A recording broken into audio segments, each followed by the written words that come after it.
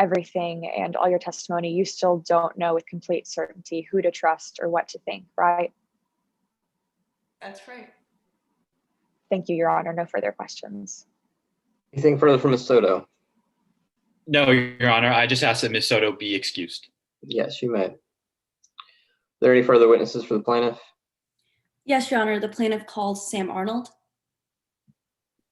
Okay. And Your Honor, I apologize. This is Elliot Riches. There was an issue earlier with the live stream. It had cut out, so I'm just going to try and get that back up and make sure it's working. Okay. Give you the all clear to start again. Okay, great. Thanks.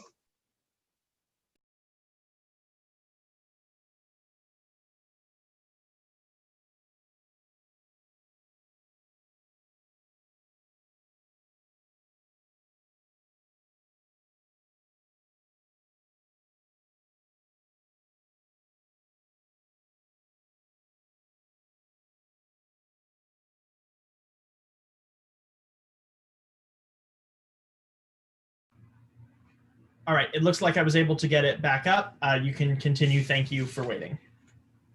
Thanks, Elliot. All right.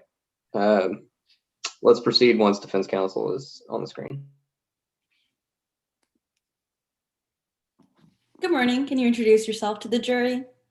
Hey, everybody. My name is Samantha Arnold, but you can totally call me Sam.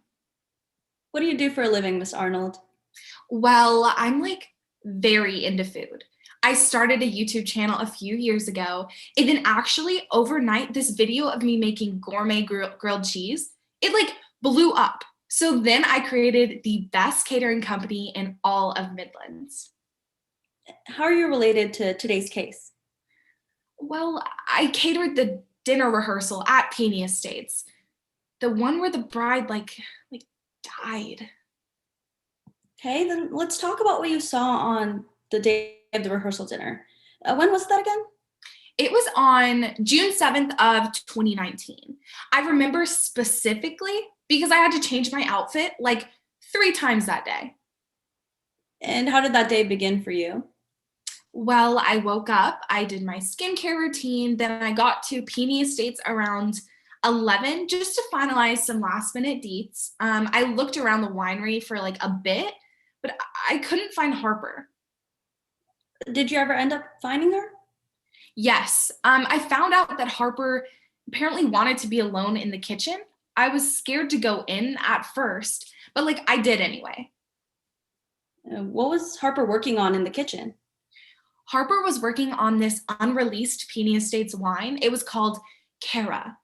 I also noticed a can of pesticides right on the counter. Miss Arnold, was there anybody else in the kitchen at this time? No, it was so weird. It was literally just Harper.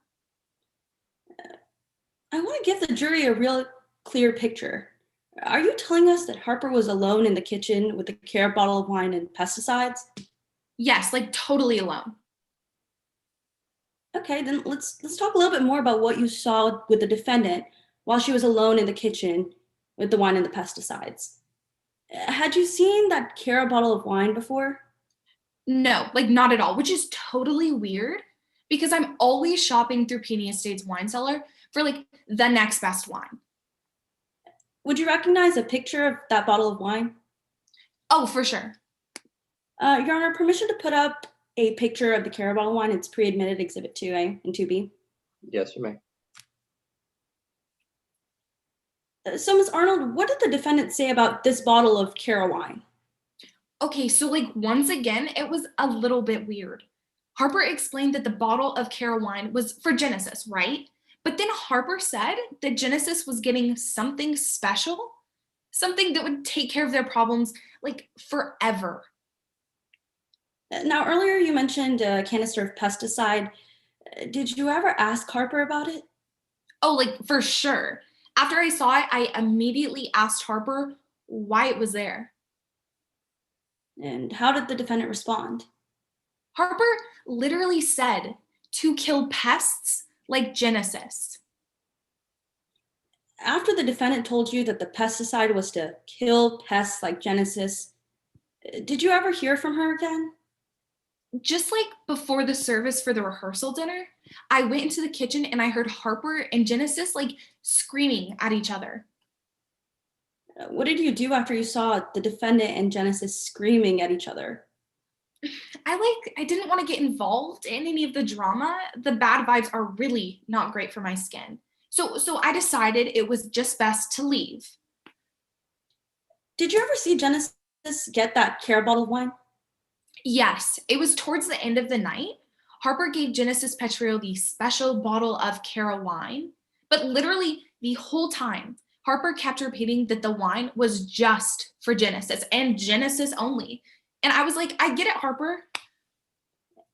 After the defendant kept repeating that the Cara bottle of wine was just for Genesis, did she say anything else? Yes.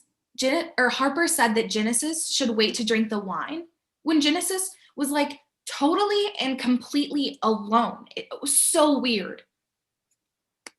Pass the witness, Your Honor. Cross-examination, Ms. Wolf. Yes, Your Honor. Good morning, Mr. Arnold. You began working. Miss Arnold, but good morning. Sorry, I apologize. Good morning, Miss Arnold. You began working with Harper in 2016, right? Yes, I did. You've been working with Harper for a while. Right. Okay. You've noticed that there's been tension between Harper and Genesis leading up to the wedding, right? Right. Oh my gosh, like high school drama. Mm-hmm. But you only heard about that tension from Harper, correct? I mean, yeah. And Well, I saw them screaming too at each other, so like I did see that. yes, but you only talked to Harper about it, correct? Right. I was not that close to Genesis. Mm-hmm. So you never talked to Casey about the tension? Not really. And you never talked to Genesis about the tension? No, like I said, I was closer to Harper, but I saw it firsthand. You saw it once firsthand, correct? Right. And it was as tense as Harper described it. Mm-hmm. Moving on. You saw Harper with the bottle of Cara wine in the kitchen, right? Right. Yes, I did. She was just tampering with the bottles. Yeah. And you saw a bottle of pesticide? Yes, I did. It was so weird. But you didn't see Harper put pesticide in the bottle. No, I wasn't with Harper the whole time, but I didn't see it. Right. No further questions at this time, Your Honor. I pass the witness. Okay, anything further from Ms. Arnold? No, Your Honor. We just asked that Miss Arnold be excused. Yes, you may. Any other witnesses from the plaintiff? Yes, Your Honor. At this point, the plaintiff calls Dr. Jimin Kwan to the stand. Okay, Dr. Kwan. You may proceed when defense counsel pops up on the screen. Perfect. Okay. Well, it's nice to see you again, Dr. Kwan. Can you introduce yourself to the jury real fast? Of course. Good morning, everyone. My name is Dr. Jimin Kwan. It's nice to meet you all. And Dr. Kwan, what do you do for a living? Well, I started my career off as a college professor, which was fun in the beginning, but I realized that my talents really rested in the medical field. So I went back to school, completed my residencies and different fellowships, and now I'm so proud to say that I'm currently the chief emergency physician at River Valley Hospital, right here in Midlands. Do you mind telling the jury a little bit about your education? Of course. So I received my BS in biology from Georgia Tech, and then I went on to get my medical degree at UNC Chapel Hill. And I now specialize in medical toxicology. Now, Dr. Kwan, what do you do as an emergency physician? Well, working in medicine, especially emergency medicine, is very fast-paced. I need to work quickly to diagnose and treat patients for cases ranging from alcohol poisoning all the way to suspected homicides. I like to consider myself to be quite the detective in the medical field.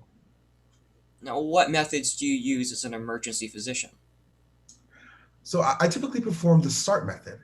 It stands for Standard Triage and Rapid Treatment. You can think of it as a pre-diagnosis for the actual treatment of a patient. It's used by every doctor I know, and I've personally been using it for years. It's the standard reference in our field. So, Dr. Kwan, what kind of materials do you need to perform the START method? Well, first I would need access to the patient, of course. along with any laboratory testing results and toxicology testing results as well. Dr. Kwan, I want to talk about why you're here. Now, how are you involved specifically with today's case? I was the physician on site who treated the victim, Genesis Petrillo, on the night of her death. Then, when her death became a suspected poisoning, I was also asked to prepare a report in this case as well. Now, did you use the START method when Genesis Petrillo came into your ER? Yes, of course. And did you have the materials that you needed for this START method? I did, yes. And do you also believe that you applied the START method reliably to the facts and data? Yes, absolutely. So, Dr. Kwan, what were your conclusions on the cause of death of Genesis Petrillo?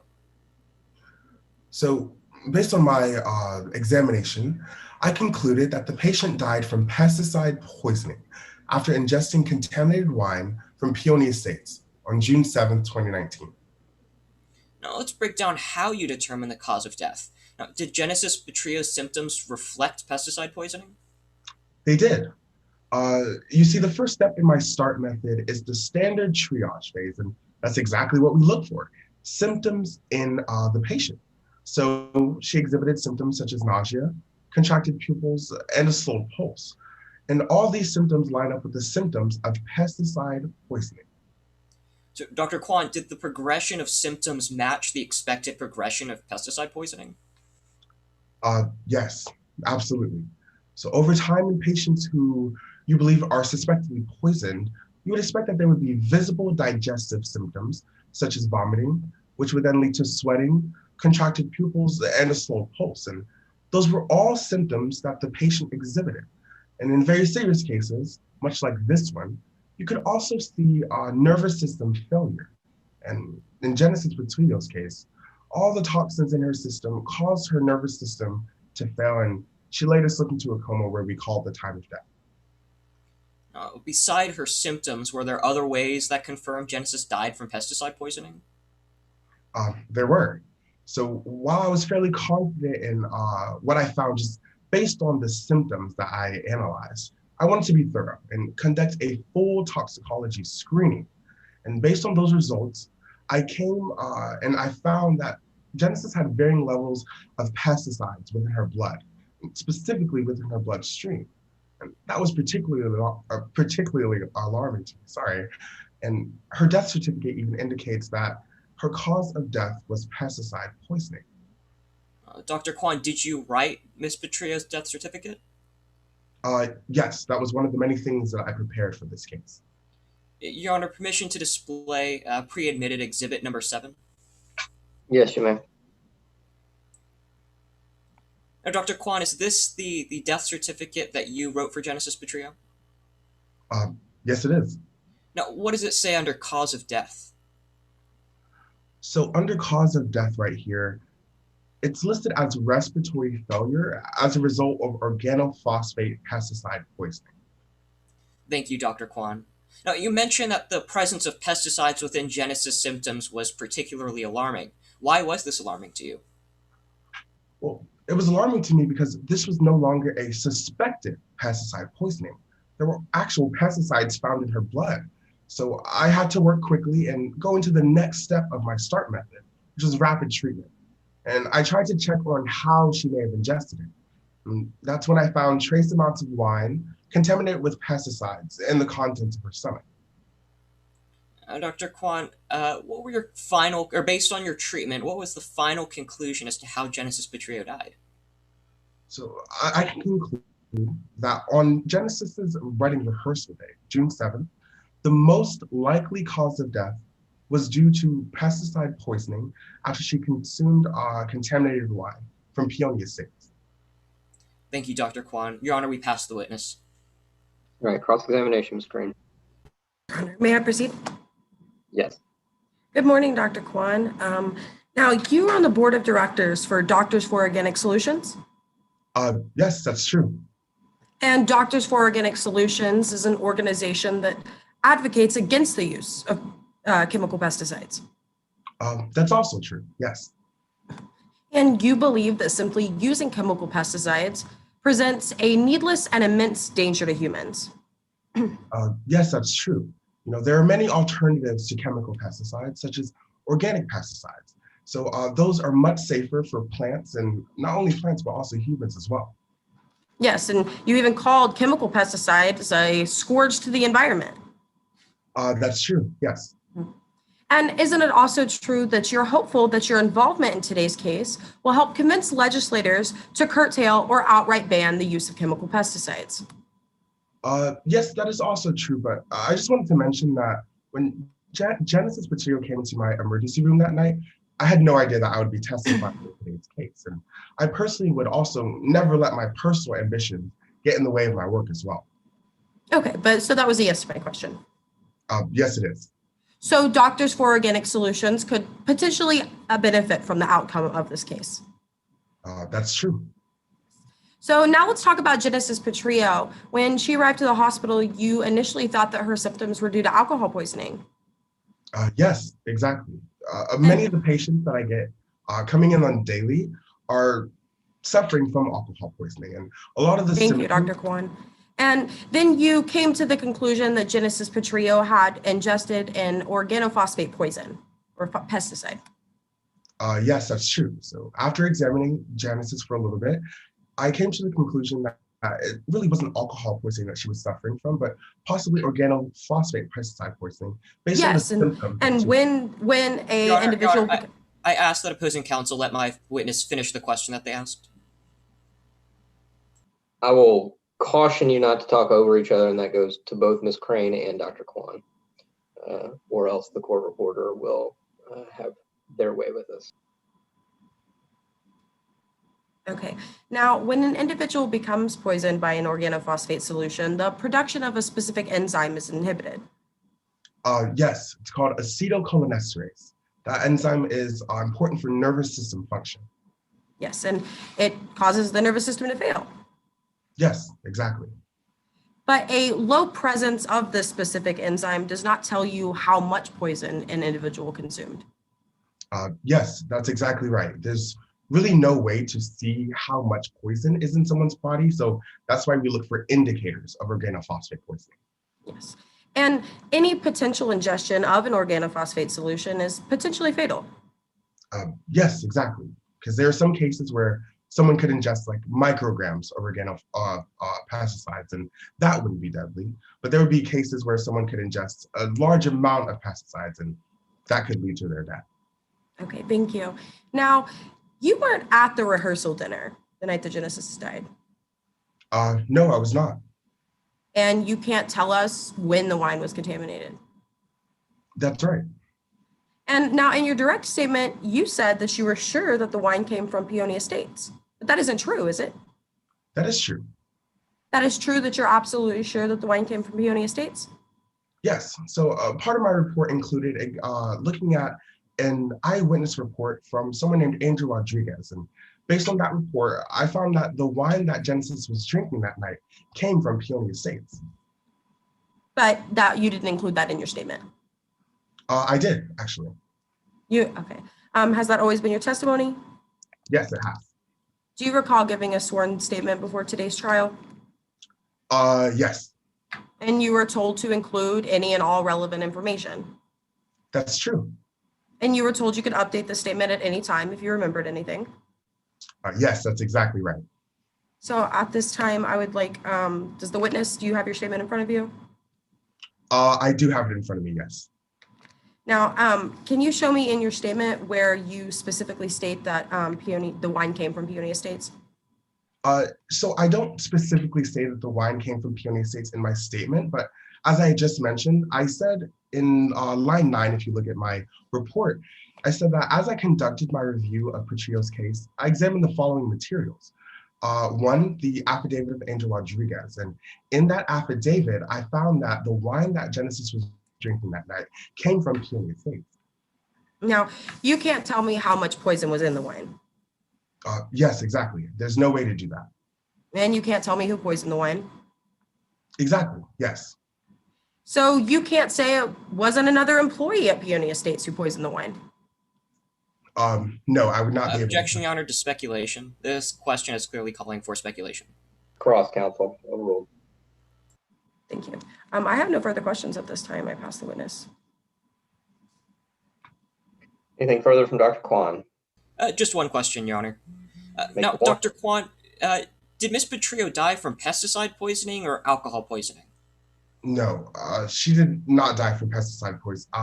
She did not die from alcohol poisoning. Based on the results of everything that I examined that day, I concluded that she died from pesticide poisoning alone. Thank you. Your Honor, we pass the witness. All right. Anything further from Dr. Kwan? No recross, Your Honor. Your Honor, may my witness be excused? Yes. Thank you, Dr. Kwan. Any further witnesses from the plaintiff? No, Your Honor. At this point, the plaintiff rests our case in chief. All right. Is there anything that needs to be brought up before the court outside the presence of the jury before we begin the defense case in chief? Not from the plaintiff, Your Honor, but if defense would like a 5-minute to 10-minute break, that would be perfectly okay as well. The defense would find that agreeable, Your Honor. All right, let's take 5. It's 11:11 Central Time right now. Let's be back at 11:16. And if I could have when we come back, have the scoring judges and everybody else open their cameras so I can ensure that everybody is present. Thank you. Yes, Your Honor.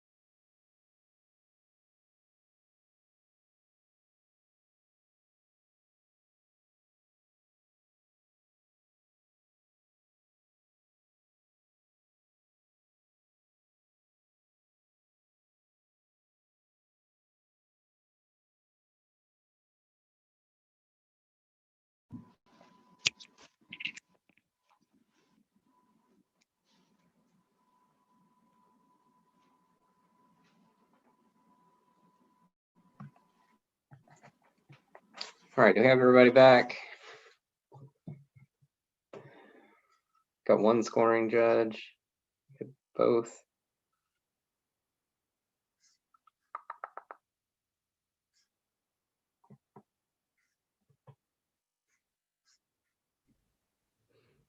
I think Sydney's the other scoring judge. Yeah, Sydney, are you with us? Yeah, I'm back. Sorry. Okay, great. No worries. Thank you. All right. Let's proceed with the defense case in chief.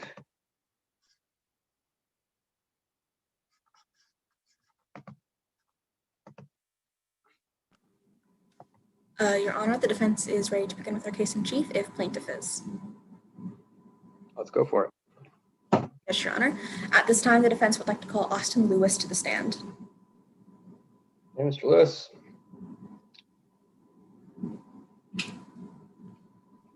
Good morning, Mr. Lewis. Can you please state your name for the court? Hello. Oh, I'm sorry. Hello, my name is Austin Lewis. And what do you do for a living? I work at Peony Estates Winery. How long have you worked there?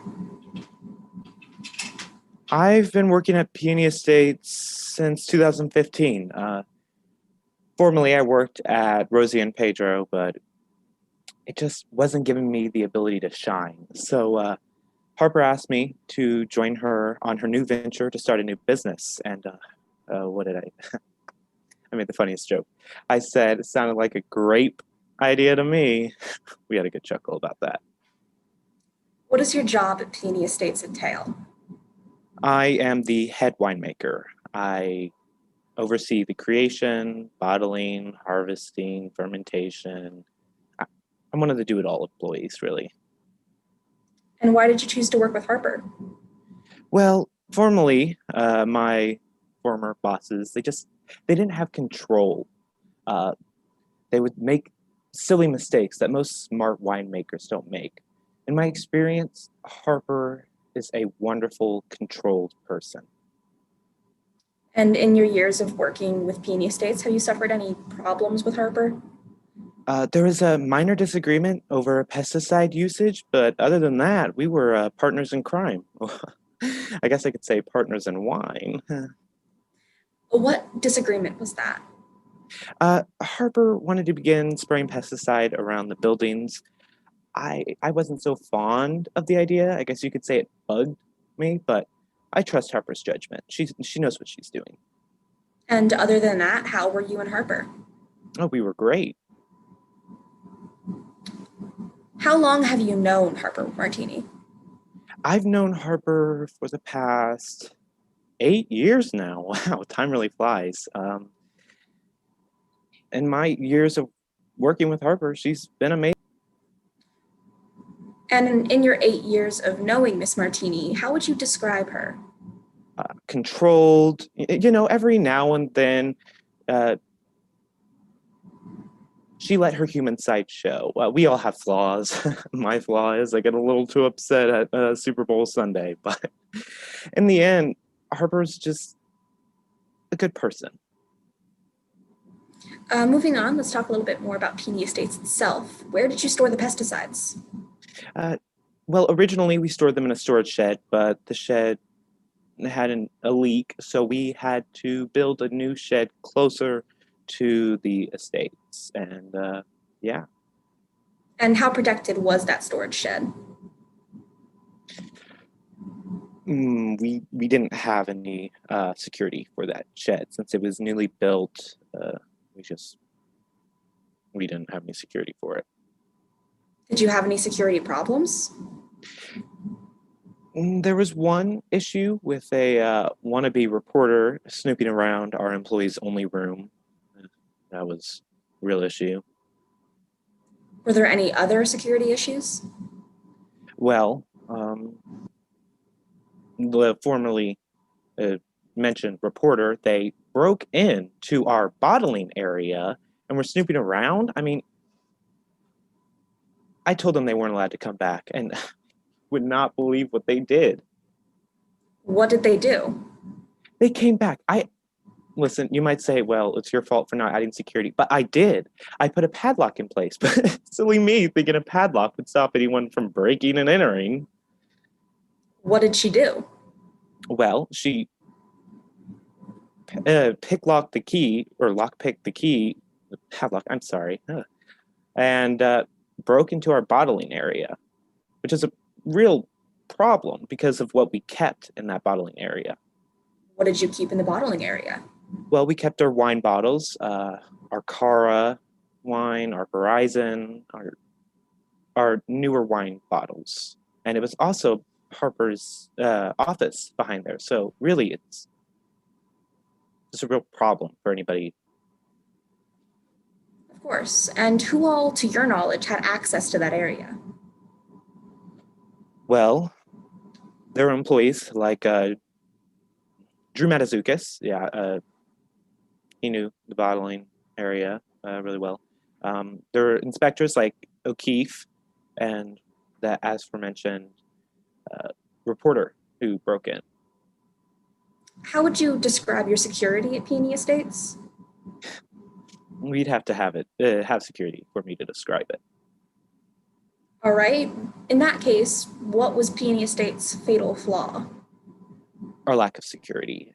In theory, anyone could have broken into our pesticide storage and then found their way into our bottling area. It's Objection, Your Honor. a real Speculation. Thoughts? Your Honor, this is within my witness's rationally based perception, being an employee of Peony Estates and being familiar with the security Peony Estates had. May I respond, Your Honor? Yes. Your Honor, while this is an employee of Peony Estates and he can testify about what measures they had or didn't have as far as security goes, he can't testify really what that would result in. That is the definition of speculation, and it's really not probative for the jury to hear what could have happened if they had had said measure or not. What was the question you asked, counsel? What was Peony Estates' fatal flaw? Okay. Overruled. Yes, Your Honor. Would you like me to ask that again, Mr. Lewis? Yes, please. What was Peony Estates' fatal flaw? Our lack of security. I mean, our pesticide storage facility wasn't properly secured. So in theory, anyone could have broken into there. And also our bottling area wasn't properly secured. We had issues with people breaking in. So in theory, anyone could have gone into our pesticide storage area and then found their way into our bottling area where we kept our bottles of wine such as Horizon and Cara. Thank you, Mr. Lewis. No further questions at this time. We pass the witness. Cross-examination, Mr. Carroll. Yes, Your Honor. Mr. Lewis, I want to start by just clarifying something for the jury. Now, you have a 10% stake in Peony Estates, right? Yes. So if Harper Martini loses this lawsuit, Peony Estates will likely be shut down. Yes, but I am one of the do-it-all employees. I know I'll find a job somewhere else if, for some wild reason, Harper was found guilty. I'm sure you'll no be way able she to could have find, done this. Sorry, Mr. Lewis. I'm sure you'll be able to find employment elsewhere, but in the meantime, if Peony Estates shuts down, you'll be out of a job. Yes, but I'll quickly find another job. I love Peony Estates. I think our wine really needs to be available to the public. And I think Harper Martini is the best in the wine business. She has the most control over the wine business, really. She's great. Thank you, Mr. Lewis. I'm not asking about Harper Martini right now yet, but Okay. you would agree with me that Peony Estates is closing down is the last thing that you want to have happen. Oh, of course. Peony Estates is a wonderful vineyard, and I think shutting it down would be a tragedy. All right, Mr. Lewis. Now let's talk about your experience working there at Peony Estates. You've been working there since it opened, right? Yes, I was, yeah. But things were actually difficult at Peony Estates from day one. Yeah, Harper bought land close to a swamp, so things were bound to get a little messy, or I guess you could say swampy. Right. Peony Estates was located right next to a swamp. Yes. So because of that, there was a ton of pests all over your property. Oh, of course. Objection, Your Honor. Relevance. Your Honor, opposing counsel talked about the pests and the pesticides that Peony Estates used on direct examination. I'm just going into that a little further. So what's the relevance of the pesticide use? Oh, yes, Your Honor. It's relevant because the pesticides is what the plaintiff is alleging the defendant used to poison Genesis Petrillo. So the presence and the reason why they were present on the property is relevant to today's case. Here we go. All right, overruled. So once again, you had a ton of pests at Peony Estates. Yes. And because those pests were a big threat to your vineyard and to all of your wine production facilities, Peony Estates used some chemical pesticides, right? Yes. All right, so let's talk about those pesticides for just a moment. Harper told you that she knew that pesticides could be fatal if they were consumed. Yes. Yeah. I think most people to a certain degree knew that pesticide, it's dangerous. Right. In fact, Harper told you about something that happened back in 2018, where an employee there at Peony Estates almost died because they drank some pesticides. Yes. So here's what happened, just to be clear. There was an employee who poured themselves a glass of wine. We all do it here and there. I mean, our wine is just so good. We sometimes pop a bottle open ourselves. They left the wine out after a routine spraying, and they drank the wine. Needless to say, they were severely reprimanded, but they're okay. They're still with us today, and we're happy to have them. Well, I'm very thankful that that employee's okay, but Harper also told you that that employee only drank a little bit of wine, right? Yes. But that employee still almost died. Yes, but luckily that employee is still with us today. Now, Harper, when she was talking to you about that, also mentioned that you can't tell from just looking at a glass of wine if there's any pesticides in it, right? Yes, I do remember her saying something to that degree. She also said that you can't smell it and you can't taste it. Right. All right, now I want to talk a little bit about what you saw of the relationship between Genesis Petrillo and Harper Martini. Now, you knew that the two of them, they didn't get along. No, I have two cats and they cannot get along, but they still live under the same roof. Well, in fact, Harper told you that she hated Genesis because Genesis was a bad influence on Casey. Yeah, I mean, we all say we hate people here and there. I hate my landlord. Harper told you that she hated Genesis because she was a bad influence on Casey repeatedly. Yes. Once, Harper also told you, if I could push a button and make Genesis disappear, I would absolutely do it. I mean, we all would press a button to get rid of our people we don't like. I mean, you can't say you wouldn't get rid of someone you don't like by pressing a button. I would. I mean, but Mr. Lewis, that's a yes to my question. Harper said, if I could push a button and make Genesis disappear, I would absolutely do it. Yes, she said something like that. And I remember thinking, mood. Now, I'd like to talk about some things that maybe you don't know about Peony Estates. Mr. Lewis, you weren't there at Peony Estates on June 7th, 2019, right? No, I was not. So you don't know what happened that day between Genesis Petrillo and Harper Martini? No, I wasn't there. We had employees there, though. Like, I know you might be thinking, their best employee gone? No, we had employees there, like Drew Matazoukas. Drew Matazoukas was there for the wedding. But Mr. Lewis, you weren't there, so you don't know if Harper Martini became furious that day. No, but Harper has a lot of control. So I can't say to 100% degree certainty, but in my experience with Harper, she's been able to gain control over bad situations. So because you weren't there that day, Mr. Lewis, you don't know if Harper took some of the pesticides there on the property and poured them into the Cara bottle of wine. I mean, I wasn't there, but I could tell you Harper would never do anything like that. Harper. No, Harper would never do anything like that. But like you said, I wasn't there, so I can't testify to that. No further questions. Pass the witness. Anything further from Mr. Lewis? Briefly, Your Honor. Mr. Lewis, do you hate people? All the time. I mean, I know you might be thinking this guy really is a spiteful person. Like that one time that person caught me up in traffic 2 years ago. But they're still around today. So yeah, everyone hates people. They can say they don't, but we all know. And what were the issues with pesticide at Peony Estates? Well, you're gonna have to be specific. Are you talking about our issues with our pesticide storage or Your security? our security. Yeah, we didn't have any security for Objection, Your Honor, that's pesticide. outside the scope of my cross-examination. I didn't ask Mr. Lewis anything about security there at Peony Estates.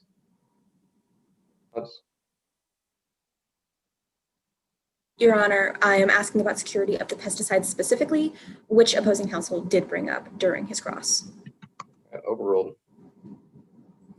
Anyway, as I was saying, we don't have any security on our pesticides or our bottling area. Well, we did, but someone broke in, so it wasn't really effective.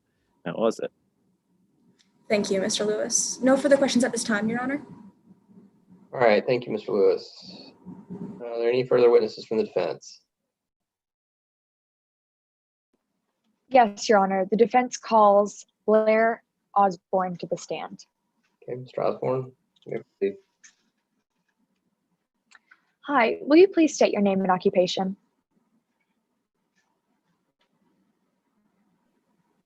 Your Honor, the witness is having technical difficulties. Can you give us a second? Yes, absolutely.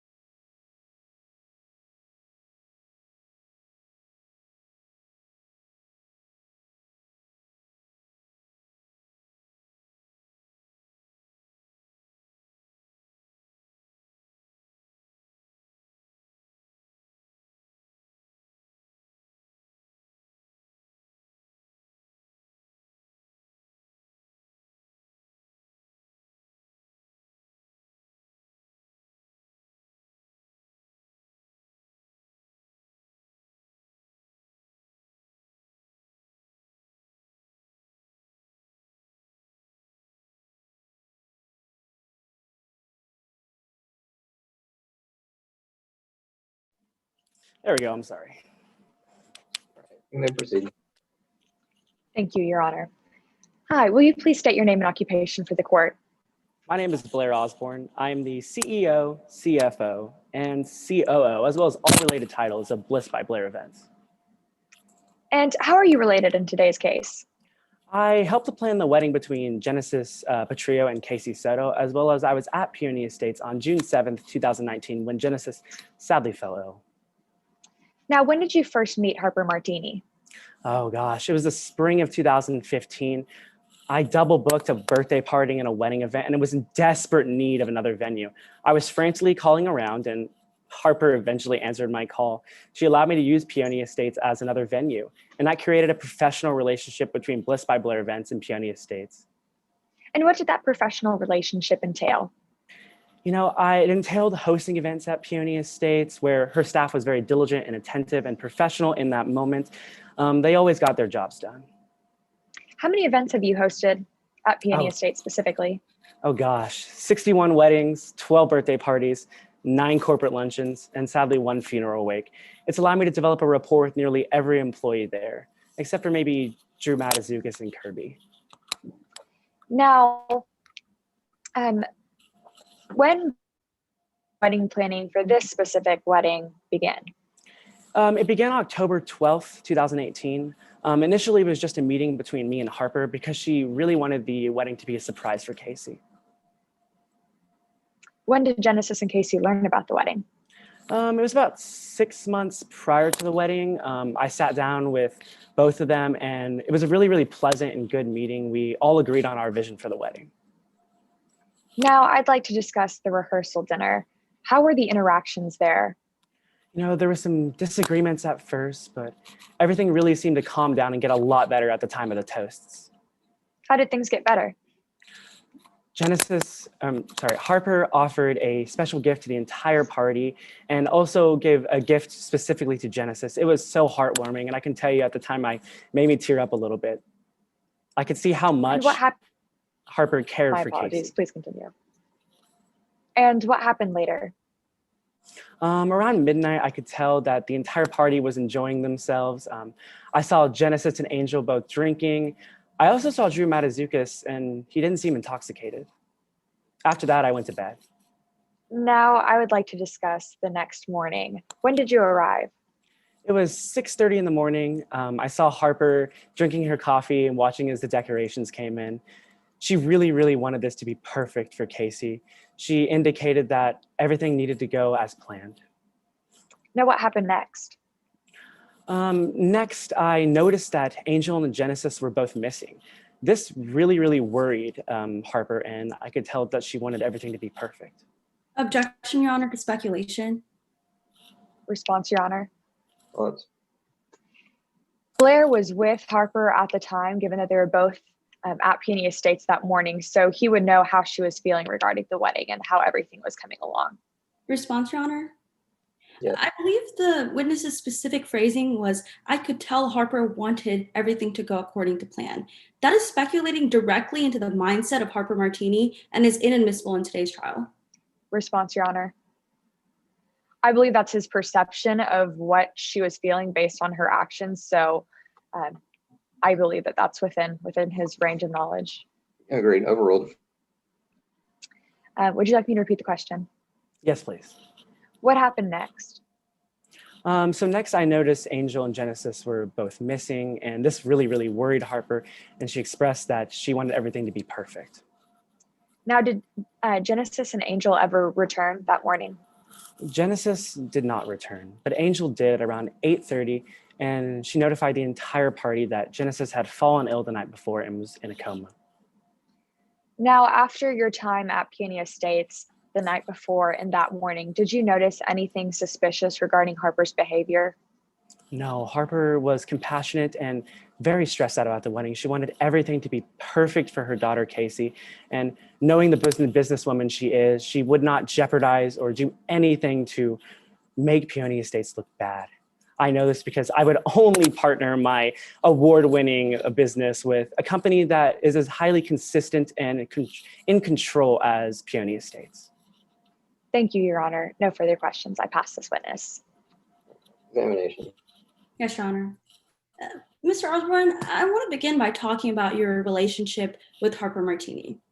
Earlier, you mentioned that you have a long professional relationship with her, right? Yes. Since 2015, I was allowed the creation of a professional relationship between Peony Estates and Bliss by Blair events. And on direct, you also mentioned that Casey and Genesis initially didn't know that you were planning their wedding. Yes, they didn't. Harper wanted it to be, a surprise. She wanted it to come up later. But to be clear, you were actually uncomfortable that they didn't know that you were planning their wedding. I was a little uncomfortable, yes. But you went ahead and did it anyway. Yes. That's because Harper offered to pay you 15% more. Yeah, she did offer to pay me 15% more. Although in the end, I ended up giving a 10% discount for my condolences to the family. Mr. Osborne, specifically, Miss Martini told you she was paying you to stay discreet. Yes, she wanted it to be a surprise for Casey. Now, I want to talk about something you mentioned on direct earlier. Drew was a part of the wedding party, right? Yes, he was there.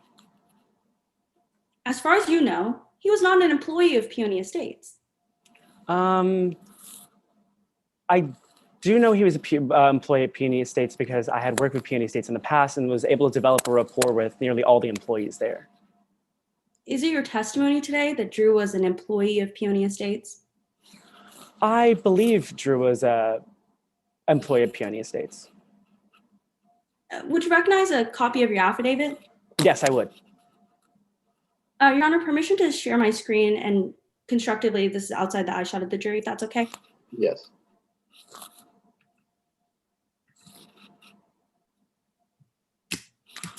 Sorry. This is your affidavit, right, Mr. Osborne? Yes, it is. And this is your signature at the end? Yes. And when preparing this affidavit, they told you to include all of relevant information. Yes. And you had up until today to change anything in here. Yes. Okay, so now I'm gonna do a quick search and I'm gonna look up Drew. Is that okay? Yes. Okay, and I want you to read silently while I read out loud, lines 112 to 113. I saw Genesis, as well as Drew Matisakis and Angel Rodriguez, 2 members of the wedding party. Did I read that correctly? Yes, you did. It doesn't say employee there, does it?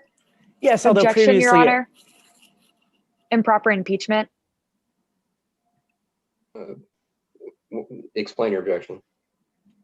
Yes, Your Honor.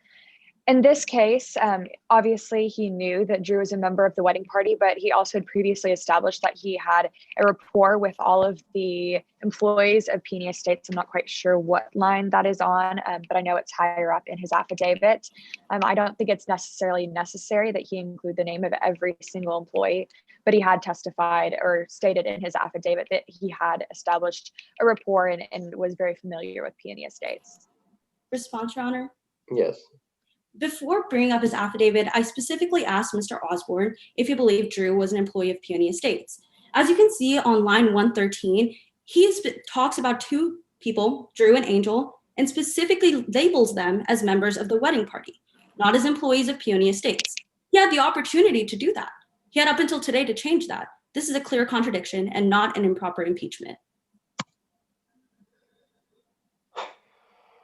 Response, Your Honor. Briefly.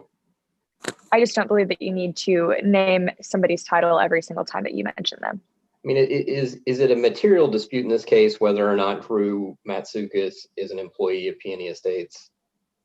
No, it's not disputed. He is an employee. Your Honor, it says right here that he's a member of the wedding party in Mayor Osborne's own affidavit. But presumably, one could also be an employee as well as a member of the wedding party, right? Yes, but it's not stated here when he had the opportunity to. I guess what I'm asking is, and this is between counsel, is Drew an employee or not? Yes, Your Honor, he's an employee. I think it's disputed, Your Honor. It's not disputed. It's stated in other places in the case that he works at Peony Estates. Or she works at Peony Estates. Okay, then let me ask this question. Is whether or not Drew Matsoukas an employee material in any way to the lawsuit? I believe it is because it gives him place to be inside different parts of the winery and different levels of access than a normal patron would have. Okay. I'm going to overrule your objection to the impeachment. Counsel, for the plaintiff, you can explore on cross whether or not this witness has knowledge about whether this person, Drew, is an employee, if that's material. Yes, Your Honor. Mr. Osborne, you state that Drew is a member of the wedding party, right? Just to clarify. Yes, at the time of the party. So I want to talk about the planning for the wedding. You actually thought this wedding was doomed from the beginning. As when I felt uncomfortable and, there was some hiccups in wedding planning, as there always is in my line of business, it eventually did get to a point where I did think that. And Casey asked you to keep Harper and Genesis apart from each other that day. Yes, although I didn't really have to. And things ended up soothing over at the time of the toasts when Harper did make that extremely genuine gesture. Exactly. Later that night, Harper gave Genesis a bottle of wine. Yes. And that bottle was from the Peony Estates wine cellar. I believe so. You heard Harper tell Genesis, "I got this just for you." I did. Harper also said, "Don't open it in front of other people." Yes, although I was tearing up at the time, and I can tell you, it was so genuine. But just to be clear, the defendant did tell Genesis to not open it in front of other people, right? Yes, she did. Now, I want to back up a little bit to a few days after May 11th, 2019. That was about a month before the wedding, right? Yes. And you met with Harper and Casey. Yes, I did. We were just going to discuss decor options. And when you met with them, they sat in silence. Initially, yes, they did. And then Harper pulled out her phone Yes. and she played a voicemail. Yes, she did. Now, you don't remember exactly what that voicemail said, right? I do remember hearing a little bit, but not. I would be familiar with it, kind of. But what you do remember is that that voicemail was terrible. Yes, it really stressed Harper out. She told everyone that she wanted everyone to focus on the wedding and make sure that it went perfectly good. Actually, specifically, after that, Harper said, one of these days, Genesis will drink the wrong thing and it will kill her. Yes, she did. Pass the witness, Your Honor. Anything further from Mr. Osborne? Yes, Your Honor. May I have a brief redirect? Yes. Now, did you perceive her telling Genesis not to open the wine around other people as a threat? No, everyone in the entire wedding party could see that it was such a genuine gesture, and me, along with a couple other people, were definitely tearing up at the gesture. And in regards to that voicemail where Genesis was drunk and Harper said that one day she's going to drink the wrong thing and it's going to kill them, did you internalize that as her talking about pesticide? No, not at all. I could tell that there was some conflict, but other than a joke, I didn't really think anything of it. Was it perhaps related to the drunk state and alcohol? I think it was, because the message was, Genesis was obviously very intoxicated in the message. Thank you, Your Honor. No further questions. Sorry, was there an objection? Yes, Your Honor, to hearsay as the contents of Genesis being very obviously drunk in the voicemail. Response, Your Honor. Well, let me clarify. What statement are you objecting to that he testified about? I believe the witness said that Harper said Genesis was drunk, sounded drunk in the voicemail. Okay, so the declarant is Harper Martini saying Genesis sounds drunk. Is that correct? Yeah, that's my understanding. What's your response, Ms. Grace? My understanding of that comment was that Blair, from listening to the voicemail, could tell that that Genesis was intoxicated, which is definitely within his realm of knowledge as an adult who would have seen people intoxicated before. Okay, if that's the testimony, I'm going to overrule the objection. Why don't you ask him the question again to get him to clarify that, and then if there is a hearsay issue, please bring it up. Yes, Your Honor. Did you feel like it could be perceived as just drinking too much of alcohol? Yes, I did. When I listened to the voicemail, I was thinking that Genesis was probably intoxicated by the way they were talking. So the comment could have just been about Genesis being intoxicated from your perception. Yes. Thank you, Your Honor. No further questions. All right, anything further from Mr. Osborne? No, Your Honor. All right, you're excused, Mr. Osborne. Are there any further witnesses for the defense? Yes, Your Honor. At this time, the defense would like to call Harper Martini to the stand.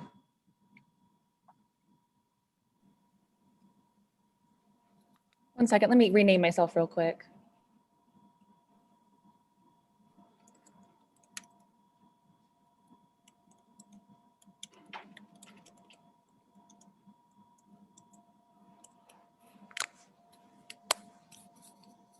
May I proceed? You may. Please state your name for the court. My name is Harper Martini. And what do you do for a living?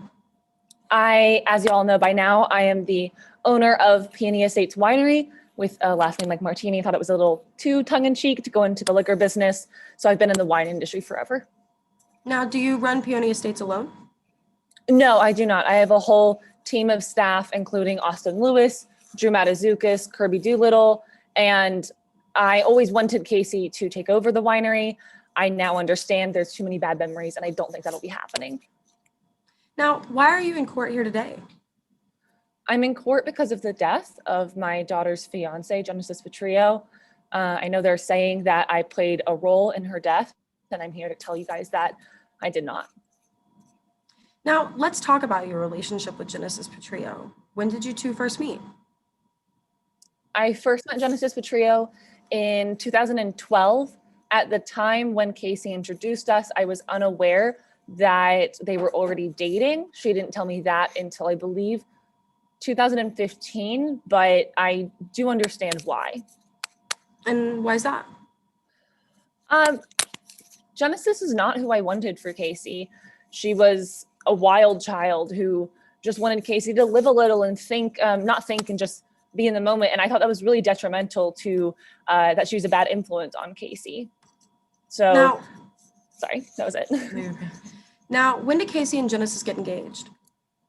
In 2018, they got engaged, but I wasn't present. Drew Matazukis was involved in planning the engagement. And did you ever try to convince Casey to call off the wedding? Yes, like I said, I didn't think Genesis was the right choice for a spouse, so I made my concerns up front. And what were some of your concerns? I was concerned about Casey's future with Genesis. I thought that Genesis was a bad influence, and I thought that somebody like Drew, who used to date Casey, would be a much more suitable alternative. Now, did Casey listen to your concerns? Casey made it clear that I had crossed a line. And at that point, although it was difficult, I made sure that I was going to commit to being on board for this wedding. She made it clear that Genesis was it for her. So what did you do to show your support? I hosted a second engagement party for the couple. I insisted that they host the wedding at Peony Estates and offered to pay a large portion of the wedding itself. And I also took Genesis out for lunch to try to clear the air. So how was your relationship with Genesis in the weeks leading up to the wedding? Being on board with the wedding and understanding that logistically they were going to get married didn't mean that all of the terrible things Genesis said to me and treated Casey like changed. So I still was having difficulty accepting, but I definitely was trying to move forward. And I thought Genesis was as well. How was your relationship with Casey at this point? The wedding planning definitely strained our relationship, but that aside, I thought we had a pretty open and honest relationship. And the wedding planning started to show differently and definitely put a strain, but she's still my daughter and I still love her. So how did you work towards peace? One of the ways that I was working towards peace, other than some of the early wedding planning stages, was that Casey and I had been working on a 2019 blend of our wine together called Cara Wine. And I had the first bottle made because I thought it would be a good symbol of my endorsement of their marriage that Casey and I worked on something together and I was presenting it to Genesis. So it was given to Genesis at the wedding party rehearsal. Did you give Genesis the wine? Not directly. That morning, I wrapped all of the bottles up for Genesis and the wedding party, and Sam Arnold presented the bottle to Genesis. So who was with Genesis that night? Well, when Genesis and Casey weren't together, Genesis was with other members of the wedding party, including Angel Rodriguez and Drew Matazukis. And Drew Matazukis is he an employee? Yes, he is a childhood friend of Casey's, and they used to work summers together at Peony Estates, and now Drew works there as an employee. And how did you feel about Drew? I feel bad for him. I mean, I felt bad for her. Objection, Your Honor, to relevance.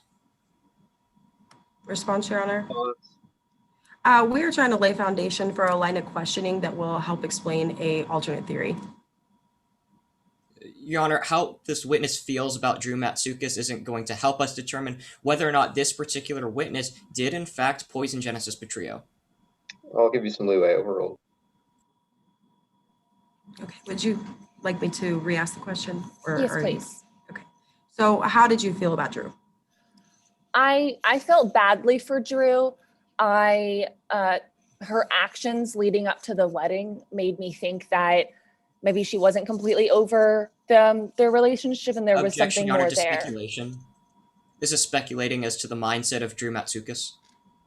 Response. This witness has regularly interacted with Drew. She knew how they conducted themselves, and she also knew her daughter very well. So I think she should be able to offer her opinion. Also, Rule 701 states that a lay witness may offer their opinion if it's within their rational based perception and it helps explain their testimony. May I be heard, Your Honor? Yes. Your Honor, this witness is testifying that they believe that Drew Matsoukas wasn't entirely over Genesis Petrillo.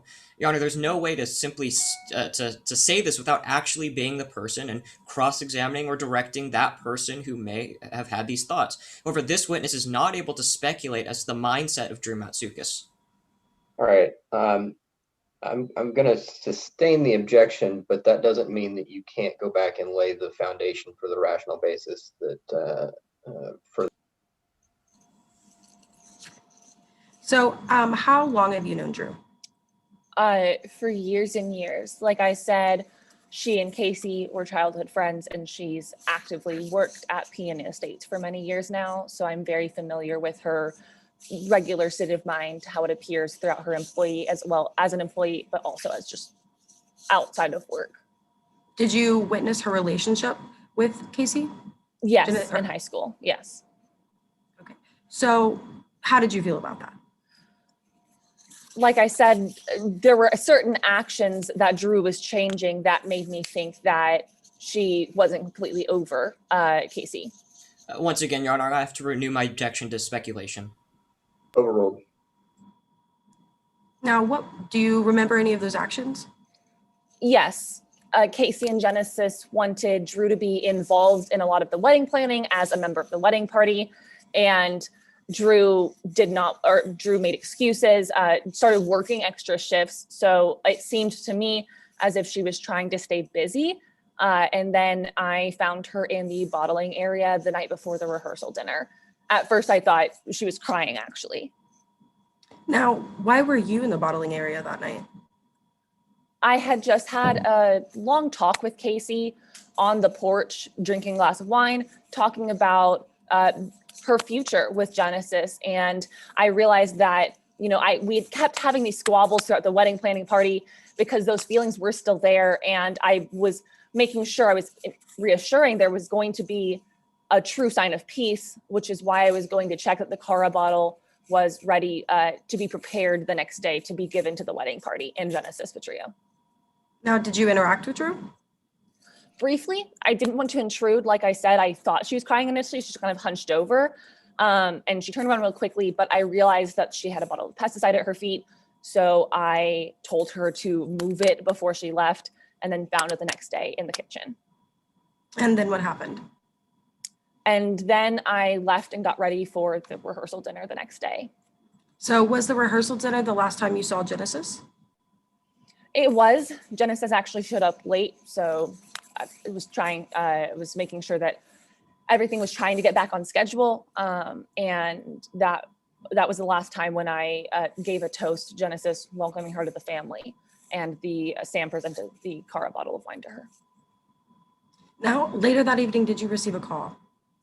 I did receive a call. I received a call that a member of the wedding party was in the hospital, so I went around and checked the rooms. Genesis Petrillo was right across in the suite of the bed and breakfast, and her room was empty, and I saw the Cara bottle of wine. My assumption at that point was that she had alcohol poisoning and would get her stomach pumped and be ready the next morning. So what did you do after receiving the call? I did exactly that. I went and checked the rooms and noticed that only Genesis's room was empty. Well, not only Genesis's room, but I noticed first that Genesis's room was empty. And how did this affect you? I mean, it made me nervous because I wanted everything to go perfectly for the wedding, but I assumed again that she would just get her stomach pumped and be back the next day. What was supposed to be my daughter's perfect wedding day, of course, turned out to be the darkest day of my life. And why was it such a dark day for you? I lost my husband right before Casey was born, and I would never, ever want my child to have gone through that pain. If I could have stopped Casey from going through the pain of losing that loved one, I would have. And how is your relationship with Casey now? It's been really difficult. We haven't spoken, and she's my daughter, and I would have done anything to keep that relationship with her. And I'm so sad that I can't even tell you what actually happened, but somehow I managed to lose her. Now, Ms. Martini, we need to talk about that bottle of Cara wine one more time. Are you aware that the bottle tested positive for pesticides? Yes. And do you have any idea why? No. And are you aware of anyone tampering with the Your Honor, bottle I before it believe was we're given out to of time. Genesis? Looks like you have, let's ask one more question. Please time the link to that question, and that will be added to your cross time plan. Ms. Martini, is it possible that someone else tampered with the bottle of wine? It is. Objection, Your Honor, to speculation. Response, Your Honor. Overruled. May I proceed with cross? Yeah, did you pass the witness? I'm sorry. Am I out of time? It sounds like it, yes. Okay, then yes. All right, timekeeper, how much time was that last question? How much time they used after? After time expired, yes. About 15 seconds. Okay. Plaintiff counsel, if anybody needs that, or I guess Mr. Cameron, if you need that, you can use it at the end of your cross-examination. Thank you, Your Honor. Proceed. May I proceed? Okay. Now, Ms. Martini, first of all, I want to talk about the relationship between Casey and Genesis. Now, you knew that they started dating in 2015, right? That's when I found out, but they had been dating since 2012. I just didn't know it until 2015. Right, so it's been 5 years since Genesis was dating Drew Matsoukas. No, they dated in high school. So it's been longer than that. Yes, but they remained friends, of course. And over this time, Drew Matsoukas never threatened to poison Genesis Petrillo or anything like that. No. Now, Ms. Martini, I actually want to talk about how you threatened to poison Genesis Petrillo. Now, actually, 3 days after a voicemail from Genesis that you heard, you sent an email or a voicemail to Danny Francasio, right? Yes, I did. I said many hurtful things because both Genesis and I did. That's right. It's fair to say that you said some pretty harsh statements about Genesis Petrillo. Genesis and I had a very unwelcoming verbal rapport. Well, in fact, you said in one message, Genesis is like a cellar pest. They need to make a Genesis pesticide. I'd buy that, didn't you? Yes, I made several jokes about that, and Genesis made jokes about me as well. Well, Ms. Martini, I'm not asking about what you meant by these statements, but you did in fact say this statement. That was my question. Well, I do know my intent is on trial today, and so my intent was never to take those seriously. Ms. Martini, I'm not asking about your intent. I'm simply asking whether or not you said this statement, and you did, right? Yes. And you also said, I swear only one of us will survive this wedding. Yes. You also said, miserable, selfish Genesis, I've had enough. I'm beyond the breaking point. It's going to be me or Genesis, not both of us, didn't you? As I have explained, there were many times where tensions were heated during wedding planning, but of course, none of those all of those were not to be taken seriously. Wedding planning is a notoriously high stress environment, but I never meant any of those statements. Ms. Martini, I'm gonna have to stop you right there. I'm not asking about your intentions behind these statements. I'm simply asking, did you say, miserable, selfish Genesis, I've had enough, I'm beyond the breaking point, it's going to be me or Genesis, not both of us. You said this. Yes. Now, Ms. Martini, I want to talk a little bit about how you actually threatened Genesis. Now, in response to what Genesis told you, you threatened her, didn't you? No, none of my actual threats were threats. Well, Ms. Martini, would you recognize a note that you sent to Genesis if I were to show it to you? Yes. Your Honor, at this point, may we display exhibit number 24 to the jury? Or to the court? To the court, yes. Okay. Now, is this the note that you sent to Genesis Petrillo? It's a note that I gave to Genesis Petrillo. And it's a fair and accurate representation of this note? Yes. Your Honor, at this point, the plaintiff offers exhibit number 24 into evidence. Any objections to 24? None, Your Honor. 24 is admitted. Now, Ms. Martini, you told Genesis that if she didn't leave Casey, you would take her out the hard way, didn't you? Yes, I told her to take the $300,000, which she did. Ms. Martini, you said you have until the 7th, didn't you? Yes, and at which point she continued to keep the $300,000, so I was under the impression that she understood that Ms. she was Martini, leaving. Miss Petrio's actions didn't reflect that because she crumpled up the note, right? Yes, but to be In clear, fact- she kept the check. Well, in fact, that's why this note is crumpled up on the screen. Yes. She crumpled it up and she threw it at you, right? Yes, but she removed the check prior. Like I said, Miss Martini, what I'm we not said asking to about each the check. other. Miss Martini, I'm not asking Objection, about the check. I'm talking about- speculation. I believe the attorney is speculating as to how Genesis felt about the note. Can I be heard, Your Honor? Yes. Your Honor, I haven't asked anything about the way Genesis felt, but simply actions Genesis had, which was she crumpled up the note, threw it at Genesis, and stormed off. All right. Overrule your objection. So Miss Martini, she crumpled up the note, she threw it at you, and she stormed off, didn't she? Yes. Now, you would agree that the wedding rehearsal was scheduled for May 7th, excuse me. Yes, it was. And it's fair to say that by June 7th, Casey and Genesis were still together. Yes, but again, she kept their $300,000, so I was still under the impression that she was going to leave. Now, actually, let's talk about what happened on June 7th. Now, at this point, you walked into the wine cellar. Sorry, I missed that question. Yeah, you walked into the wine cellar and grabbed a bottle of Cara wine. No, the Cara wine was packaged. They were in the kitchen, and I actually wrapped all of the wedding gifts. Well, Miss Martinez, your testimony that you did not walk into the wine cellar, pick up the bottle of wine, and carry it to the kitchen? Well, I would have done that, yes, but on the 7th, the wine bottles were in the kitchen primarily. Regardless, you brought up the wine bottles to the kitchen. They were in the kitchen with you, right? Yes, and that's where I found the pesticide that I believe Drew might have left there. Now, Miss Martini, did you think you were alone in the kitchen, or did you see Sam Arnold watching you pour the pesticide into the wine? Well, Sam Arnold didn't watch me pour the pesticide into the wine because I didn't do that. Well, Miss Martini, were you aware that Sam Arnold was watching you, or did you suspect that you were alone? I mean, I knew I was alone in the kitchen, but again, Sam would not have seen that because I didn't pour the pesticide into the wine. I mean, to be fair, like I would have had to recork the wine, so that's just logistically not possible for the kitchen. Miss Martini, I'm gonna have to stop you right there. That wasn't my question. I simply asked, did you believe you were alone, or did you suspect someone was watching you? Well, I thought I was alone, of course. Miss Martini, you knew how dangerous pesticides could be. Yes. And you'd agree with me that you wouldn't need a whole lot to cause someone some harm. We had an incident with an employee, so I knew pesticide was dangerous, correct? Miss Martini, I want to talk about what happened a little bit later that day. Now, around 2:30 in the morning, you heard someone was in the hospital. Yes. Now, the caller didn't mention any names. A wedding party member. And it's true that it could have been anybody from the wedding party that got sick. Yes, and they were staying at the bed and breakfast, which is why I went to the rooms. Yet it's fair to say that you knew it was Genesis Petrillo. Her door was open and I saw the empty bottle of wine. So I did know at that point it was Genesis Petrillo. Actually, Miss Martini, this is what really interests me. Instead of going to check on your daughter or someone else from the wedding party, you stay in Genesis' room and start cleaning it up, don't you? Yes, I assumed that she had alcohol poisoning and I didn't want to worry Casey.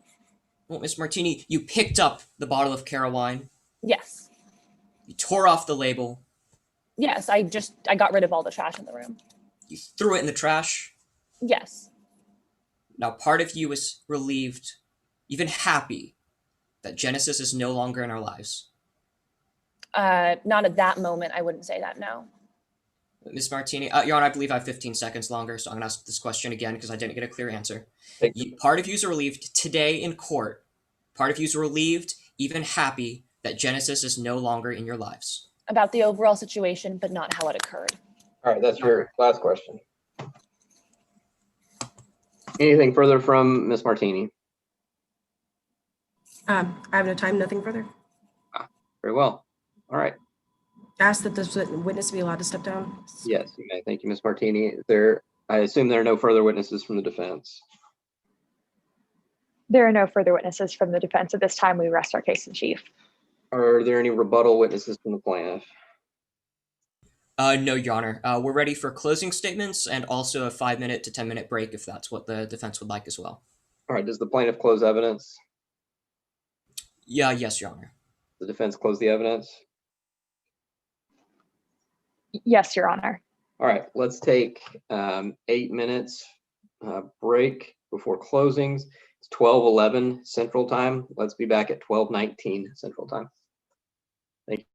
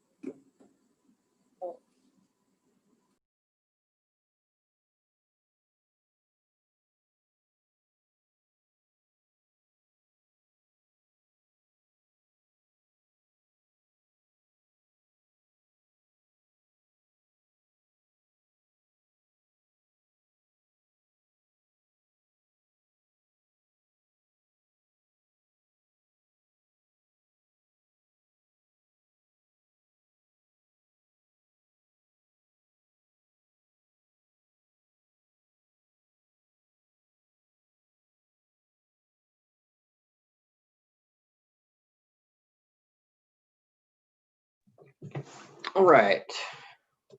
Let's make sure we have everybody back. Thanks, Emma. Sydney, are you with us too? Yep, I'm here. Awesome. All right. Anything that needs to be taken up by the court before we proceed to closing arguments? Your Honor, the plaintiff is ready to proceed. Okay. The defense is also ready to proceed. Great. Floor is yours, Mr. Cameron. You may proceed. Okay. May it please the court. The defendant lost control, but Genesis lost her life. The defendant threatened to poison Genesis Petrillo, and just 1 week later, Genesis was dead from pesticide poisoning. There's no way to twist this, ladies and gentlemen. You heard the defendant's own words. Miserable, selfish Genesis, I've had enough. One of these days, Genesis is going to drink the wrong thing and die. Now, instead of walking down the aisle toward her fiancé, Genesis Petrillo was sitting in a hospital bed until pesticides made their way into her bloodstream. Before Casey even made it to say goodbye, she was gone. Now, as much as the defense wants this to be out of the defendant's hands, this was no accident. From the moment that Genesis stepped into the defendant's life, she was looking for a way to get rid of her. But when the defendant says, "My mind is spinning, I'm beyond the breaking point, it's going to be me or Genesis, not both of us," the defendant had made up her mind. The defendant lost control. But it was Genesis who lost her life. Now, you saw the voicemail that threw the defendant over the edge. You heard that Genesis pushed the defendant's limits and challenged her authority over and over and over again. Now, in an effort to stop Genesis from taking away everything that she loved, she laid down an ultimatum. I will take you out the hard way. And that expired June 7th, the night Genesis was killed. Now, the defendant, well beyond what they admit was their breaking point, was alone in the kitchen with a bottle of wine in one hand, a bottle of pesticide in the other.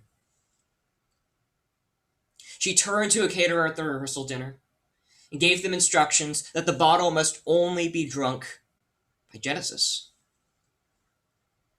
Now, hours later, Genesis was in the hospital. Without a moment to spare, the defendant walked into Genesis' room, picked up the wine bottle she was so familiar with, peeled off the label so as to cover her tracks, and threw it in the trash. Ladies and gentlemen of the jury, you've heard the evidence. Now you have to answer this question. Is justice being served? Now, you're called here to determine if by preponderance of the evidence, or more likely than not, that the defendant is liable for battery against Genesis Petrillo. Now, in order to answer this question, we proved 3 elements to you. The first element that we proved to you was that the defendant intended to cause harm to Genesis. Now, this may have been difficult to prove with another set of circumstances, but when the defendant says a note to the victim telling them they will take them out the hard way, this wasn't just an accident. Now, the second element that we proved to you was that the defendant followed through with their threat and poisoned the bottle of Cara wine. Now, Sam Arnold answered this question when they saw the defendant alone with the wine bottle in the kitchen with pesticides on the counter. And finally, we showed you that Miss Petrillo suffered harm as a result of the defendant's actions. And out of everything that needed to be proved, this was the most obvious. Because the death certificate of Genesis Petrillo does not say she died from alcohol poisoning. It says she died from pesticide poisoning. At the end of the day, we're not just talking about an allegation spilling some pesticides on the ground. A woman's life was taken from her on her wedding day. She drank what she thought and what frankly should have been a harmless bottle of wine. Now, today we're here to promote justice. Justice from the life ripped from Casey and her bride, the children they would have, in the future that was stolen. Now, I want to be very clear.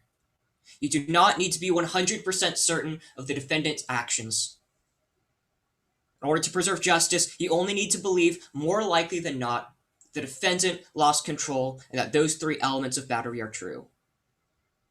Now, you and your fellow jury members have the responsibility and the wisdom to make the right decision.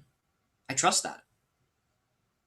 You have the responsibility to follow the witness testimony and the evidence straight to a verdict. And ladies and gentlemen, the evidence has been quite clear. It's led straight to the defendant.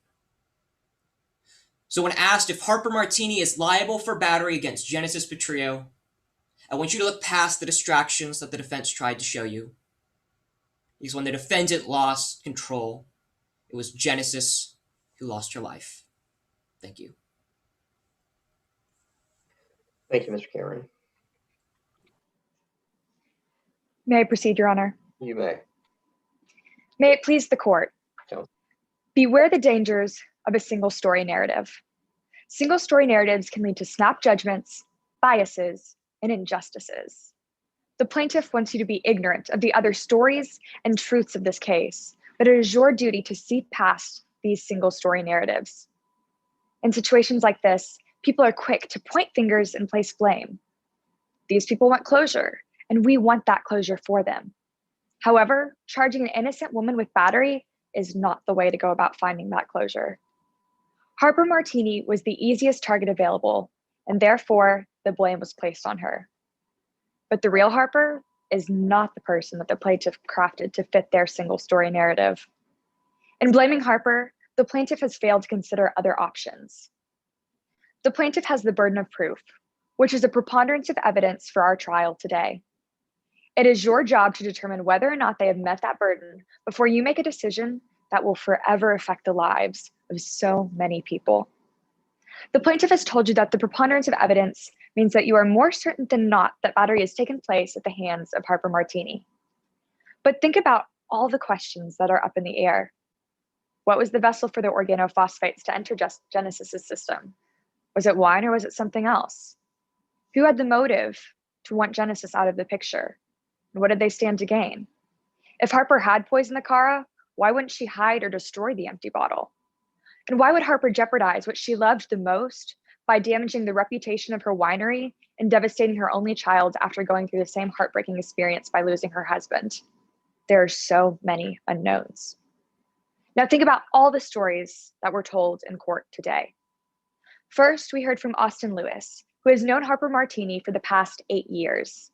He testified that she was a great boss. He also testified as to how the employee-only facilities, including where the bottle of Cara wine that Genesis had, was very accessible to all employees of Peony Estates, and even outsiders if they put any effort into breaking in. It was not a place that only Harper could access. Also, they testified that the Cara bottle could have been tested for positive for pesticide because it was in a trash can with other discarded pesticide. We also heard from Blair Osborne. He testified as to his numerous positive experiences with Harper Martini and what the wedding planning process looked like. He noted that Harper was well-intentioned with the wedding and wanted it to be absolutely perfect. Finally, we heard from defendant Harper Martini. She spoke of her relationship with Genesis and how she'd been actively trying to make amends. She testified that she saw Drew Mitsukas alone in the bottling room with the Cara wine and the pesticide at her feet, and she seemed distressed. Drew knew who the bottle was for and had access to it. Harper talked about losing the love of her life and how she would never want Casey to feel that kind of pain. She would never hurt Casey. And so she would also never do anything to jeopardize her relationship with her daughter. First, the plaintiff brought up Casey Soto, who testified that their mother wanted the good publicity and advertising materials because they'd been struggling with bad health inspections. This case and death has been nothing but bad publicity. Casey testified that Harper wanted the wedding to be picture perfect and to go off without a hitch, no matter who Casey was marrying. Next, we heard from Sam Arnold. They testified that, similar to Angel, they were merely an observer in the relationship between the three. They didn't even know all the details about the relationship. Also, they didn't see anyone poison the Cara wine. Their testimony wasn't able to add anything of substance to our case today. Finally, you heard from Dr. Jim and Kwan. Kwan stated that they're on the board of directors for Doctors for Organic Solutions, an organization that advocates against the use of chemical pesticide. They're hoping that the outcome of this case will influence legislators to ban pesticides. They have a direct bias in this case. Also, Kwan was unable to testify as to how the pesticides got in Genesis's system, given that there's a chance that it came from something other than the wine. Even if it did come from the wine, Kwan can't testify as to how it got there. Kwan also provided no evidence that Harper committed this crime. All they can say is that Genesis died due to organophosphates, a fact we already knew and don't dispute.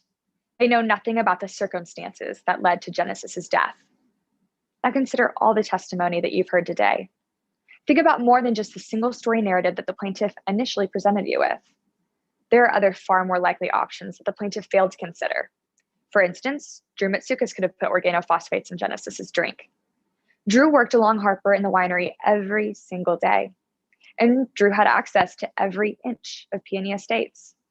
Drew was in the winery all throughout the wedding weekend. Drew also had the motive to poison Genesis. Drew had known Casey since they were children and developed a very close relationship with her. They even used to date. Additionally, Harper wanted Casey to take on the winery after her, and Casey would have run that winery with Drew. Hypothetically, they would have had a wonderful life together. However, if the wedding between Genesis and Casey had taken place, Casey would have been whisked off to France. And without Casey in Midlands, when the time to retire came, Harper may have sold the winery, leaving Drew's job security at the mercy of a new owner. Therefore, the poisoning of Genesis's wine would help ensure that this situation would not take place. Besides, Drew had a great scapegoat in Harper.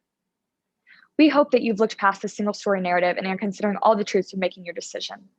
The plaintiff did not adequately prove that the organophosphates in Genesis' system originated in the wine, let alone that Harper was the one to put the organophosphates in the wine. Their case had no concrete proof as to how the pesticide got into Genesis' system and is based on speculation. Speculation of Harper's intention, speculation of Harper tampering with the Cara wine, speculation that's totally unfounded. They did not meet their burden of proof. They didn't prove the 3 elements of battery that they told you about. There's no evidence or eyewitness testimony of action by the defendant. And since there was no action by the defendant, there was no intent. And yes, Genesis suffered harm by the pesticide, but how it got into her system is unknown. Now, after today's case, we know that you all will realize that Harper Martini is solely a convenient target. I beseech you to look past their single story narrative and find Harper Martini not liable. Thank you. Thank you, Ms. Grace. Mr. Cameron? Yes, Your Honor. I believe I have 55 or 56 seconds for rebuttal. Am I understanding that correctly? That's what timekeepers say. It's like 54. 54? Okay, that's perfectly fine. All right. You may proceed. Okay. Now, the defense said that it was Drew Matsoukas. Where is he? Did Drew threaten Genesis? Did Drew write this note? Did Drew say only one of us is going to survive this wedding? Because there's one witness who did. One witness who said that the pesticides they had were to kill pests like Genesis. One witness who wrote a note threatening Genesis. One witness who's on trial for killing Genesis. So, ladies and gentlemen, this isn't just a single story. This is multiple people's account of the same story, and yet it all points to the defendant. The addendum that the defense forgot to tell you is that you can beware the dangers of a single story narrative as long as that story isn't the truth. So let's focus on what matters and find a verdict of liable for battery against Genesis Petrillo. Thank you.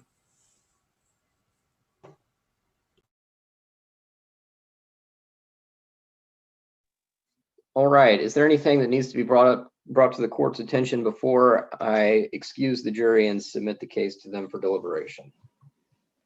Not on the defense's behalf, Your Honor. And neither does the plaintiff, Your Honor. All right.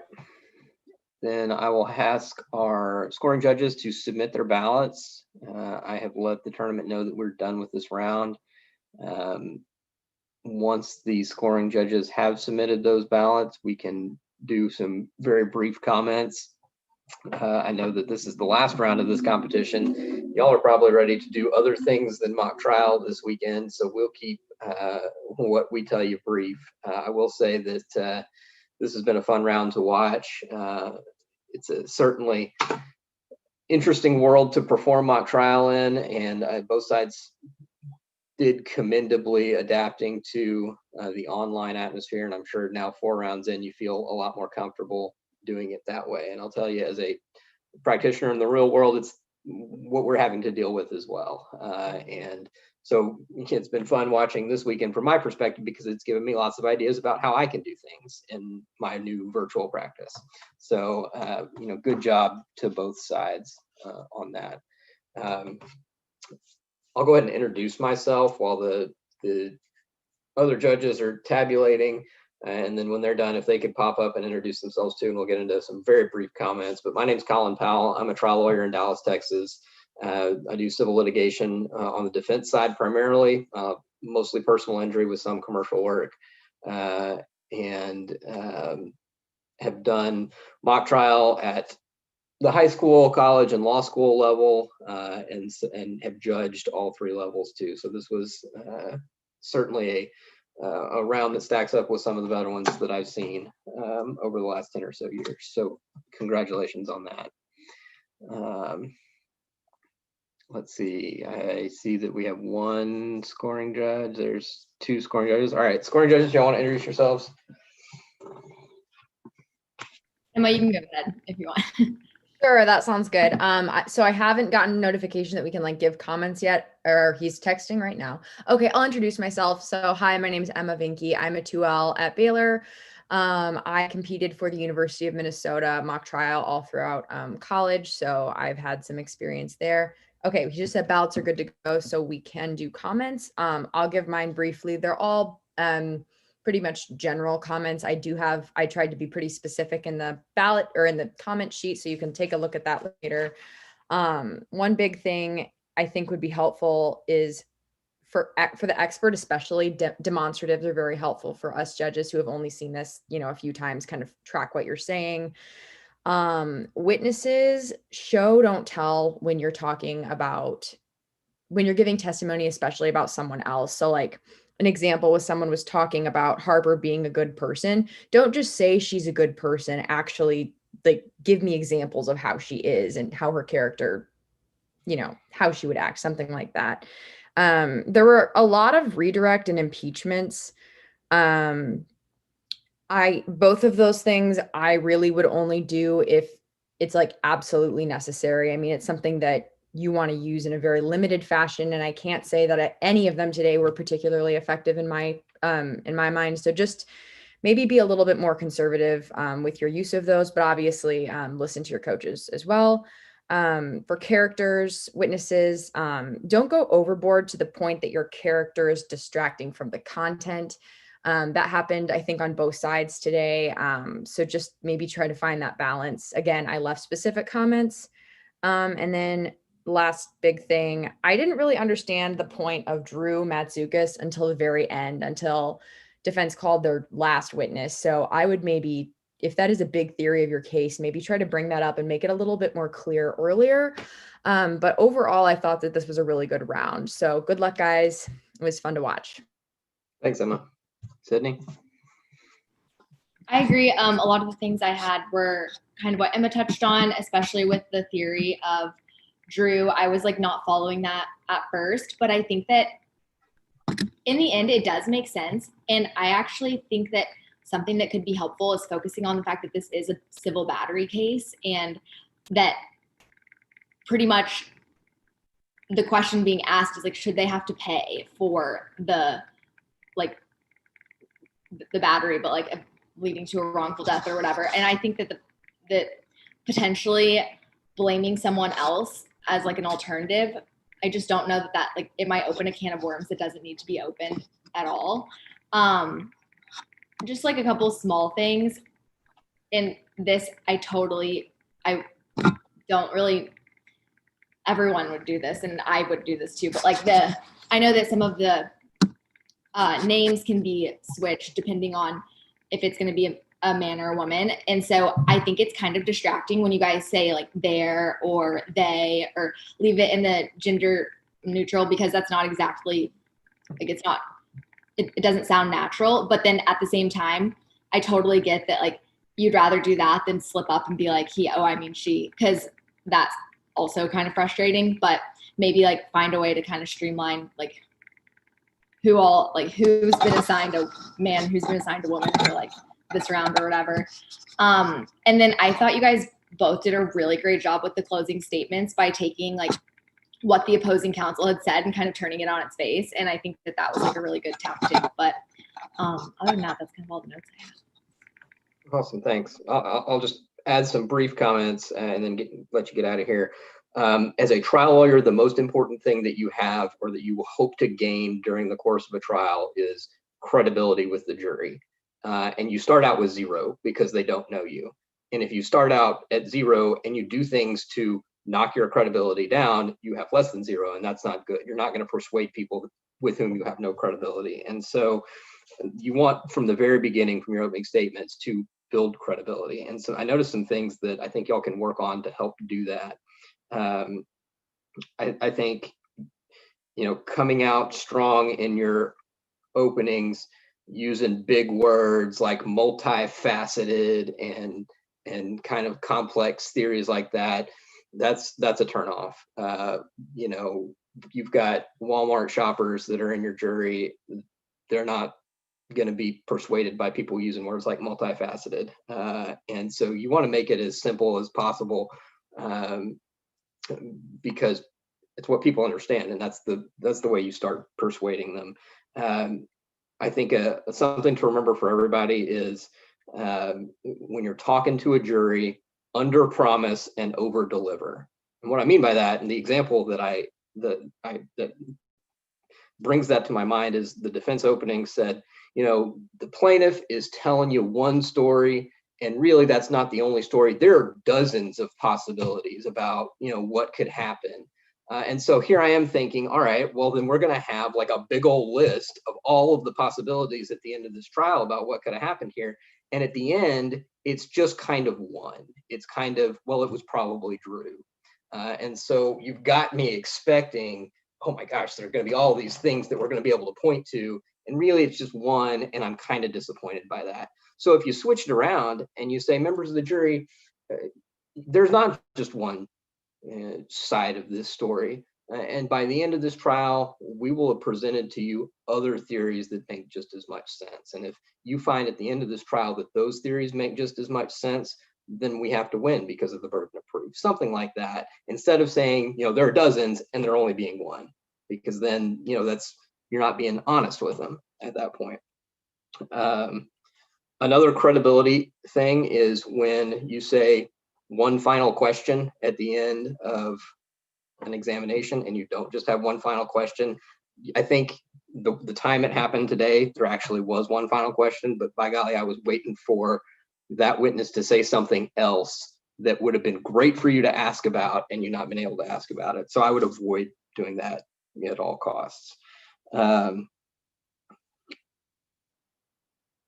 Then the final note about credibility is the impeachment that we had. There was an impeachment about whether or not somebody was an employee and whether that witness could testify about that. And I asked, does this matter? Because it didn't seem like something that was actually in dispute. And then we had the next witness turn around and actually say, oh yeah, this person is an employee. And so the plaintiff's counsel, or whoever was doing the impeachment, I can't remember now, told me that there was a dispute about that. And then the very next witness comes back and says that there's no dispute. And so that's something that, maybe the jury doesn't pick up on, but I, as the presiding judge who had that interaction with you, certainly did. And so you don't want to, misrepresent things to the jury, and certainly not to the judge. And really, I think like Emma said, impeachments are, when you have something that's absolutely impeachable, they're very powerful. But if you don't do it at a time that that it's actually an impeachment, that it's not going to work, and it's going to kind of make you flail a little bit, and it's not going to be very powerful. And so I think Emma was spot on when she said be conservative about that. Two more things. One, on cross-examinations, we had some great witnesses today that did a lot of fighting and would answer your question, but then add a whole bunch on. And a lot of times you did a really good job of going back and saying, well, my question really was this, and your answer is yes. And so I thought that was good. There was one, I think it was the cross-examination of Austin Lewis, where the last question was, a good question, and then he went off, on, oh, I don't think Harper would ever have done this. That's just not in her personality, et cetera, et cetera, et cetera. And then you just ended it on that. You've got to come back and say something. You can't end a cross-examination of an important witness like that and let them kind of spout off whatever they say that's harmful to your case. And so I think the question was something like, you can't tell this jury whether or not Harper did or didn't do something. I can't remember exactly. And he said, well, I don't think he ever would. You got to bring him back. You got to say, well, my question was, you can't sit here today and tell this jury that you saw Harper Martini do X, Y, or Z. And then if they fight you on that, it makes them look bad, I think.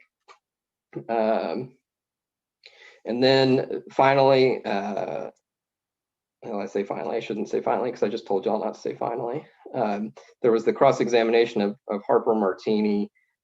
You had all those great quotes. This case has all these bad things that Harper has said. And Harper wanted to explain them all away and say, that wasn't my intent. I didn't mean it that way. And really, Harper can say that all day, all she wants. And it's the jury's job to figure out whether or not she's telling the truth. So I think when you've got a witness that does that, use that opportunity to remind the jury of what their job is today. And so when you're coming back and trying to nail them on whether or not they said something, you can say something like, well, ma'am, I understand that it's your testimony today that you didn't mean it that way. But it's the jury's job today to determine what your intent was. And so the truth is that you did say, Harper, I'm going to kill you, or whatever the actual quote is. So, use those as an opportunity to remind the jury what they're doing here. And that's also going to get them to, sit up and pay attention a little bit more. And then the last thing I'll say is on directs, this was a small thing. I know that directs especially are very scripted in mock trial. You want to move away from your scripts as much as possible, be able to, go with the flow. And the best way that you can show that you know how to do that is after an objection. And so there was one instance today, and I don't remember who it was.